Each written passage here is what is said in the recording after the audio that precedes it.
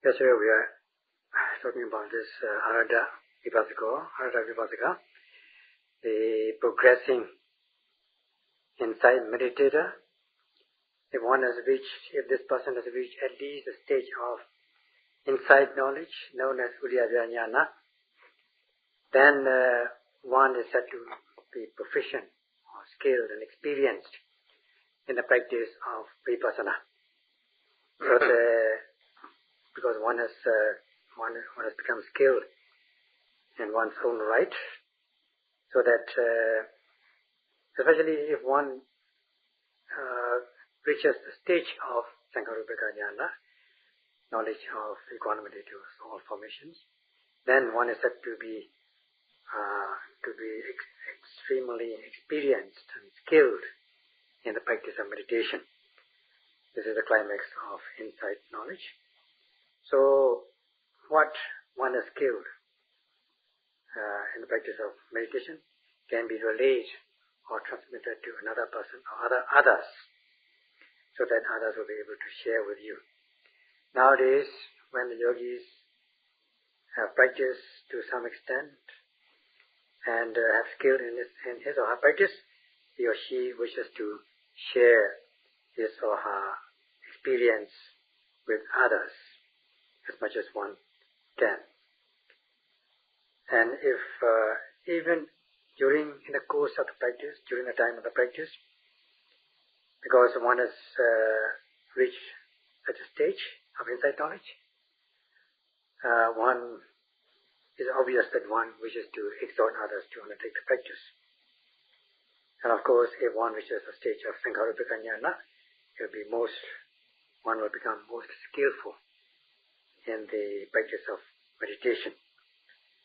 So it is said by the commentaries that one should be able to share such experiences with others, so that the world will not be void of attained ones, and we will be able to create new generations of Viriyas. At this climax of Vipassana insight knowledge, namely the Sankhārupeka Jnana, the equanimity towards all formations, that is just before one crosses over to the path consciousness of the noble ones. And before one crosses over to path consciousness, one is well established in this insight knowledge. One is bound to realize the extraordinary experience of flavor of the Dhamma at this stage. And in order to correlate one's practice with what has been said in the text, at this time, when one is confronted or one comes across these objects, 6 sense objects, whether it's desirable or undesirable, whether it's causing gladness or hate-inducing objects, as regards seeing, hearing, tasting, touching, and so on. All these 6 objects entering the 6 sense doors, giving rise to seeing consciousness, hearing consciousness, tasting consciousness, and so on. Every time one sees or hears, if one is able to activate mindfulness steadfastly, and being mindful and fully aware, fully and systematically, not through intellectual appreciation or conceptual knowledge, but through one's own personal experience, as the mindfulness is steadfast and the knowledge is sharp. However much the object may be desirable, there will be no gladness, no attachment as regards these objects experienced. However much the object is undesirable, hate-inducing objects, there will be no sadness regarding this object, because one has reached this upekha, balanced state, equanimous situation. And at this stage, every time one activates mindfulness, it is in accordance with what has been said in the text. Only one is able to experience equanimously, experience the balanced state. And as for human beings, if they are not mindful And even if they are mindful, they are not sufficiently mindful, they will be overcome with this gladness or attachment or lust or craving as regards desirable object, and one may become elated about this desirable object and becomes dejected as regards undesirable objects. One will become disheartened, discouraged as regards objects which don't appeal to you. Then this is such a attitude is said to be impartial or partial, biased, leaning on one side. So at this stage, that is the stage of Sankarupika Jnana, no such things happen. The situation is different because the situation is very improved, because one is able to be mindful and fully aware with balanced manner in the equanimous attitude. The text is praised at this stage that if one is able to cultivate this insight knowledge of Sankarupika Jnana continuously without break, one becomes so good, one feels so good that it is as good as the mentality of the Arahant, the final path consciousness at this stage. At this stage, one is able to solve these social problems, which such as tension, stress, depression, which are prevalent in developed countries, where scientifically developed and technologically developed countries where the standard of living is high, because they are not grounded in morality, nor are they able to sustain mindfulness, since they are indulging in the sense objects. They will be subject to such mental tension, stress, and depression. And with this practice, at this stage, one will be able to gain the answer to such problems. At this stage, even if one is arousing one's mind and try and send it to desirable object, attractive object, appealing object, there will be no lust or craving, there will be no gladness or elation. And you try and arouse your mind towards undesirable object, there will not be aversion, anger, or evil. Either such unwholesome states will be absent, or even if they happen, this mind will bounce back to the object of attention, the usual object of attention. So you have been used to this practice of mindfulness of every arising. The noting mind is said to be closely adhering to the object of attention. Even if one purposely arouses it and send it to other objects, it won't go. It will always bounce back to the object of attention, like this boomerang, which is used as a weapon in Australia. When you try to hit target, if the target is not hit, it will come back to the thrower. And Sayadaw he has also tested it, and he found out that it is correct. If one is able to relay or transmit one's experience, being skilled in one's practice, to another person, especially a friend, or your friend, a close friend, very familiar friend, and also people or another person or persons who will believe you, trust you. And if you share your experience with such a person, then you can cause another person to practice Vipassana Jnana inside path, Satipatthana Bhavana, exhorting like this. By exhorting like this, you can cause another person to reach or to attain to the stage of Viriya Jnana. Then that person, the person who exhorts, is said to have become Arada Vipassaka. အဲဒီလိုအရဟတဝိပဿနာပုဂ္ဂိုလ်အဖြစ်ရောက်သွားရင်အမတ မြောက်ဝမ်းသာရှိလာပါတယ်ဘုဒ္ဓနည်းပြောသလိုပေါ့လေစိတ်ကောင်းတဲ့အသိဉာဏ်တွေထူးခြားခြားကြီးတိုးတက်လို့ဟောက်ပြအစ်ဆက်ပုံခတ်တွတ်သိမိပြီဆိုလို့ရှိရင်မလို့စရမှတ်တည်နေတော့စိတ်ကြီးရှင်းလာတယ်ဝမ်းတော်မြောက်ဖြစ်လာတယ်တရားပေါ်မှာပျော်လဲပျော်လာတယ်လူကံမကုန်ချမ်းသာနတ်ကံကုန်ချမ်းသာလည်းနှမ်းမနေတဲ့မပြည့်နိုင်တဲ့တမေကုန်းအပျော်မျိုးတဲ့အရှိဟုံးနဲ့ဖြစ်လာတယ်အဲဒီကကြားလို့ရှိရင်ဆက်သာအာထုအ ਨੇ ဆုံးတတ္တပတ္တိမဲ့ရဖို့ကတော့သိကြတော့တာပါပဲဒါကြောင့်အရဟတဝိသကပုဂ္ဂိုလ်ဟာမိမိကြည်ပြောနေတဲ့ကမ္မထာကိုအခြားမိမိနဲ့ခင်မင်းရင်းနှီးတဲ့ပုဂ္ဂိုလ်မိမိပြောစကားကိုလက်ခံယုံကြည်တဲ့ပုဂ္ဂိုလ်ပြောပါဆိုတာပေါ့လေ In this way, one is able to exhort another person who is friendly with you and who will accept your words. Then you're causing another Arada Vipassana to arise in the world.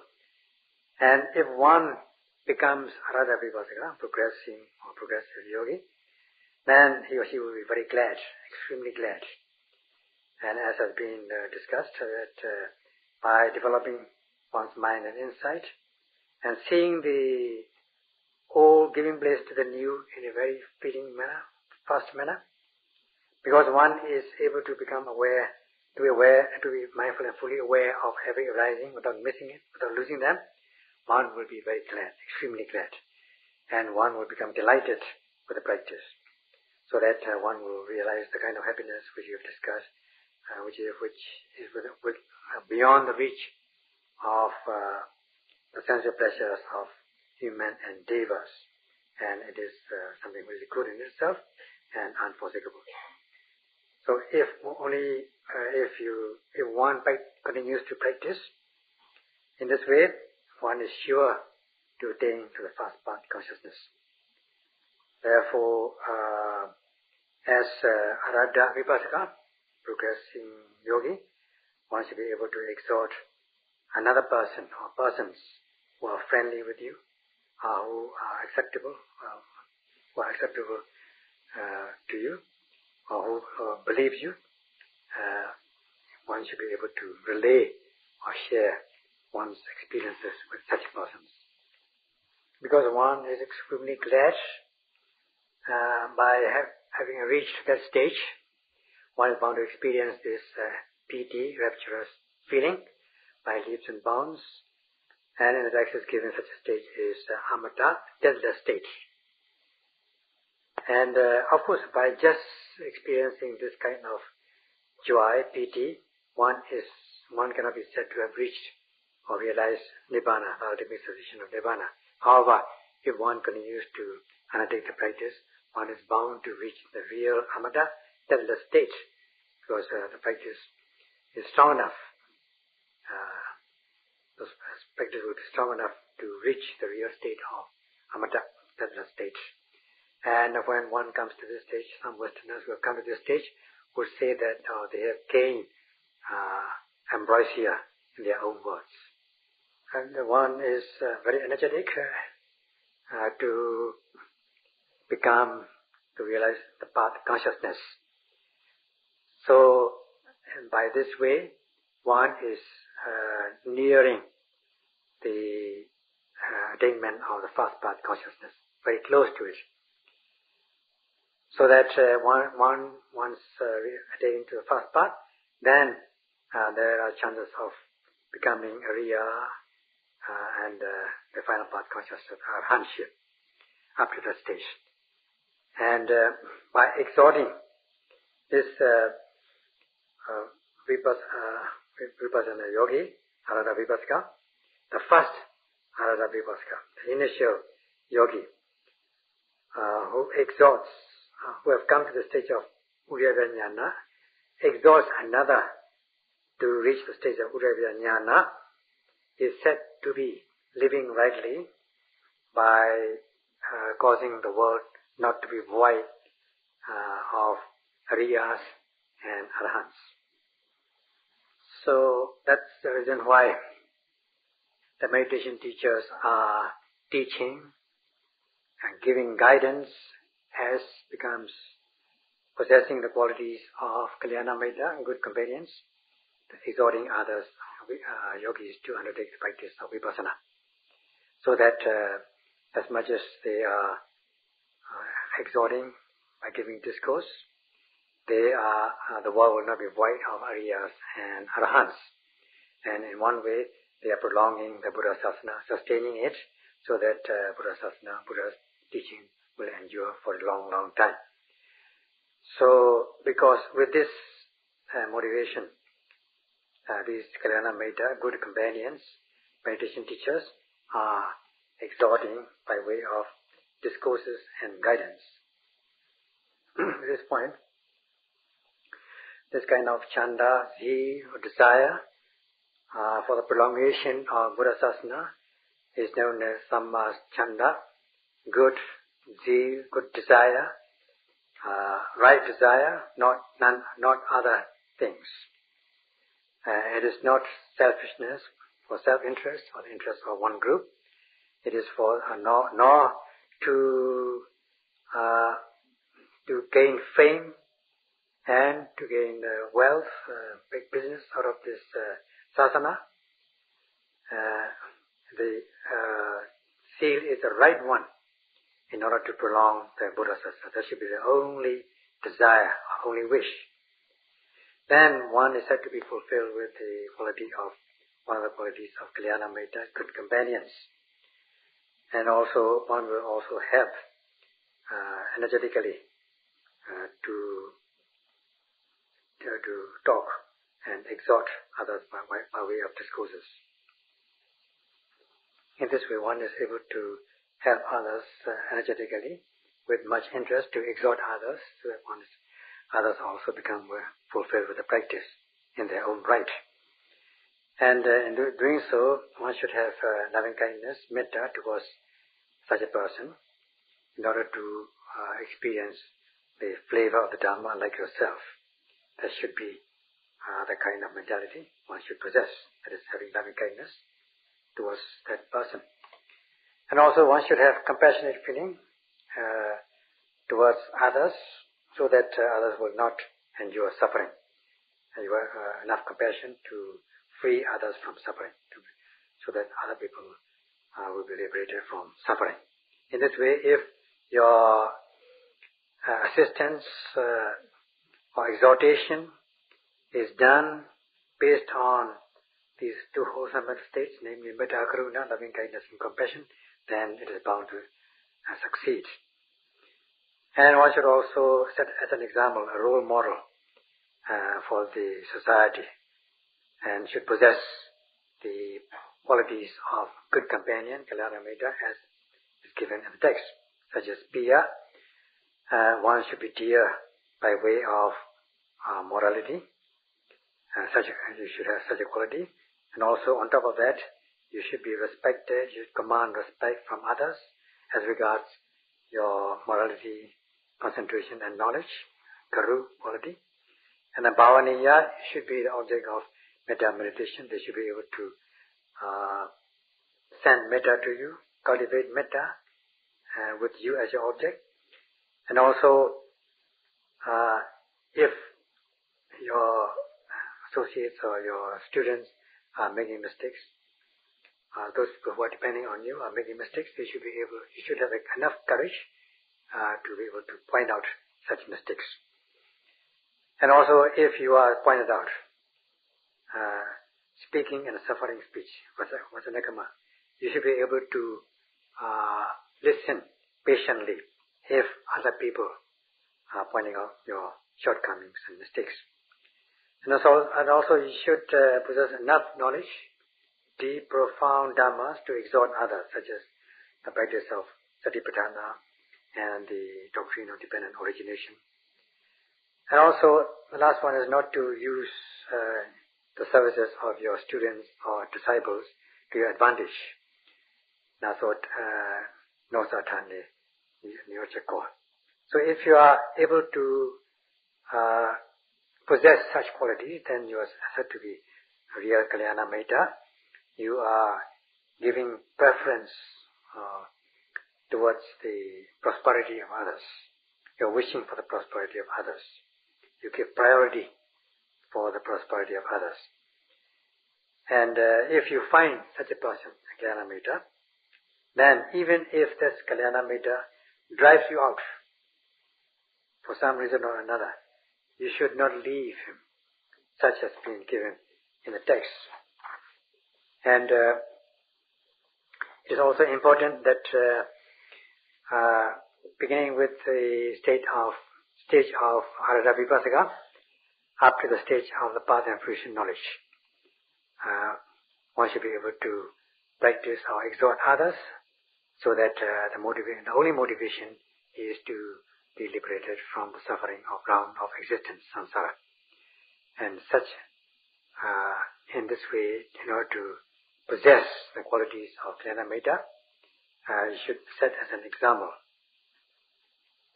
At this stage of Arahata Vipassana, one is said to be fulfilled with the qualities of Kalyana Mitta to some extent, as in his own or her own right, even if one is not able to teach or speak from the theoretical aspects or give profound textual knowledge. And if so long as one is able to have metta karuna towards others, loving kindness, so that they will be able to realize the quality of the Dhamma, and enough compassionate feeling to free them from suffering.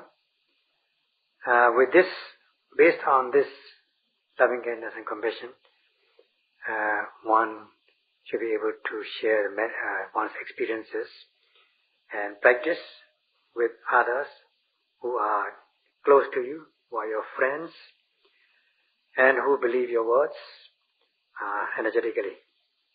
Then it is a good sign. As for some people,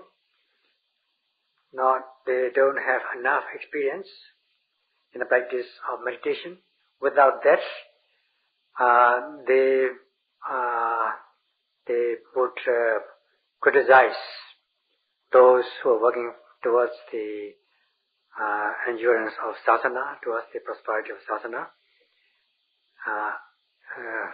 if not behind the back, at the back, if not at the front, face to face. Here and there has been such objections, and criticism is known to exist these days.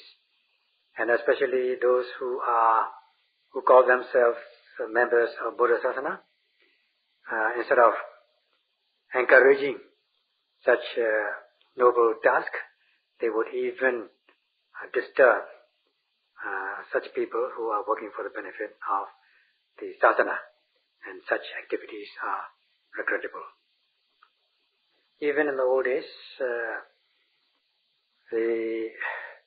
there has not been the preaching of the Eightfold Path, nor exhorting others to undertake the practice, so that there's no more the generation of samana and kilesa extinguishers, ariyas, have not continued to exist. They're cut off, so that sasana disappeared, and the generation of noble ones have discontinued. So, in that case, who will support this sasana? As has been said, whosoever it may be, if one is not practicing the four foundations of mindfulness, even while the Buddha is alive, then for such a person, either man or woman or monks, Saddhamma is said to have been disappearing, as has been said in the text. And this is enough to arouse sense of urgency. So in this way, when the sasana, Buddha's teaching, dispensation disappeared, people would do not know about the Eightfold Path, neither do they know the method of practice of the Eightfold Path. Only when next Buddha comes into enlightenment, or came into enlightenment, or do they come to know the practice of the Eightfold Path, and then also become aware of the method of practice. So long as one is able to undertake the practice of Eightfold Path, then sadhana will prosper for a long time, so that there will be the generation of Sarapana and the generation of Samana, the Viriya Samana who possesses true knowledge, those kilesa extinguishers, such as the Sarapana and so on. At this point, the commentaries have exhorted that if the sadhana, by way of patipatti, practice, disappears, then all beings are bound to lose prosperity. They will bound to lose. They will not be prosperous. There will be decline of their prosperity, and they will suffer loss. Instead of gain, there will be only loss. It is quite correct. Once the sadhana disappears, there will be no knowledge of the discernment of mind and body, and this is the beginning of the disappearance of sadhana. If one is not able to know mind and body, differentiate mind and body, then one will know the conditionality of this mind and body. And in this way also sadhana is said to disappear. And only when one knows mind and body and the causal modes, one will be able to continue to progress towards the universal characteristics. And if the universal characteristics are not aware of, then there will be no penetration of the truth to realize Nibbana. If one does not know the correct method, beginning with the discernment of mind and body, then there will be no samadhi, a right view or right understanding.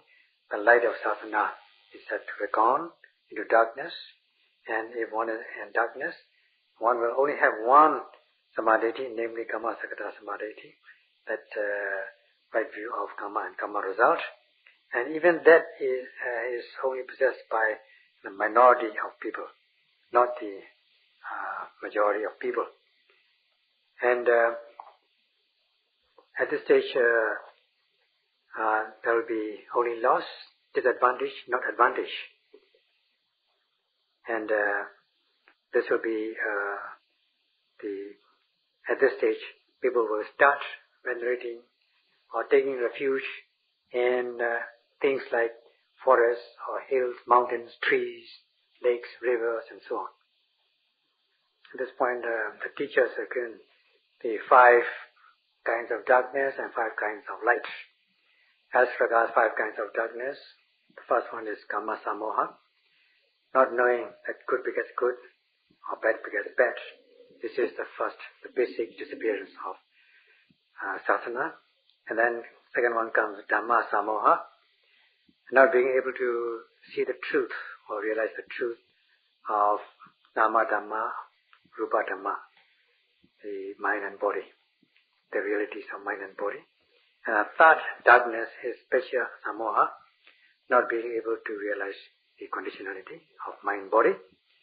And then the fourth one is Lakkhana Samoha, not being able to see the characteristics, namely the universal characteristics of the psychophysical phenomena which are subject to cause and effect. And the fifth one is Nibbana Samoha, not being able to penetrate the truth to realize the cessation of mind and body. And then as for the Kamma Sakata Samadhi, this is the basic right understanding. This is the first light, and this also is only held. This kind of doctrine is held only by Hindus and Buddhists, not others. Other people believe in creators, not Kamma Sakata Samadhi. This Kamma Sakata Samadhi is not necessary for them. And then this the first light. Like this Kamasakara Smadriti is also called light of the world or light of samsara, because it exists so long as the world exists, so long as the world has not come to destruction or disappearance. Then we have the Dhamma Vavotana, the discernment of mind and body with the practice of Satipatthana. This is the beginning of the Sasana light, the light of Sasana. Then if one continues to practice, one comes to discern the conditionality of mind and body. This is the second light of Sasana, Vechya Vavotana, discernment of mind, conditions or knowledge of conditionality. Then comes the penetration of the characteristics, the Lakkhana Pativeda, penetrating the universal characteristics of impermanence and so on. This is the cultivation of insight knowledge to the climax, to maturity towards the climax of the insight knowledge. If one is able to become fulfilled with this Lakkhana Pativeda characteristics, then one is bound to see and penetrate the truth and see Nibbana. This is Nibbana Pativeda. One is able to one is able to experience the ultimate cessation beyond the arising and passing away. So when darkness disappears, when darkness comes, light disappears. When light comes, darkness disappears. Up to this time, there is still light. That's all.